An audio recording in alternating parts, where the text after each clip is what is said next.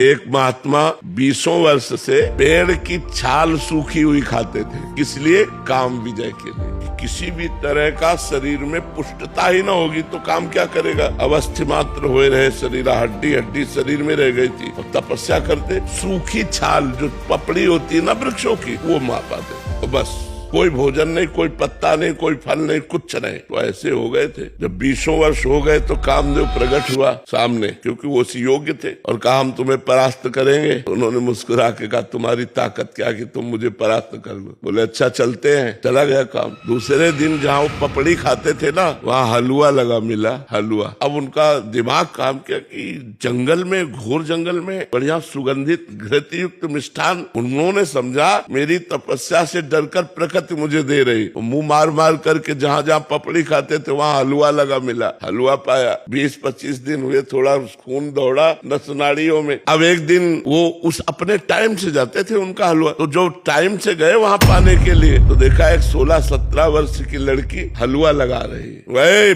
भयभीत होने का वो नाटक किया। बोले भयभीत मत हो, भयभीत मत हो, शांत रहो, नजदीक आओ। जी ही देखा तो कमल नयनी सुंदरी छम छम करती हुई पायल। महाराज ने कहा कि तुम डर क्यों रही हो निडर होकर? ये हलवा तुम लगाती थी? हाँ महाराज, आप जैसे तपस्वी की सेवा हमारी सामर्थ्य कहाँ की आंख मिला के कर सके कि मैं आपके सामने जाके हलवा परोस सकूं, इसलिए छुप छुप के। बोले आज से छुपने की जरूरत नहीं है और पेड़ में लगाने की जरूरत नहीं, सीधे ले आया करो पात्र में हलवा। 10-5 दिन और हलवा पाया सीधे। अब तो काम वेदना अंदर जागृत हुई। उन्होंने कहा देवी तुम्हारा ब्याह हुआ है? तो उनका नहीं महाराज। बोले मेरा भी नहीं हुआ। तो बोले मैं आप जैसे महान तपस्वी को पति रूप में प्राप्त कर सकूं, तो मेरा सौभाग्य है। तो उनका फिर बोले एक शर्त है, हमारी माँ जंगल के बाहर रहती है, और उन्होंने कहा पति वही बनेगा जो अपना मुंह काला करवा कर हमें पीठ में बैठाल कर वहां तक ले जाएगा। बोले कर सकता हूँ। घुटनों के बल चल करके जब वहां ले गए तो कामदेव खड़ा था और बोला देख तेरी तपस्या को नष्ट नहीं करना चाहता, केवल ये दिखाना चाहता हूँ कि घुटनों केवल आया है एक मेरी माया के इशारे से। अगर मैं 5 बार संदान कर दूं तो तेरे हाल क्या होंगे? तो उन्होंने प्रणाम किया।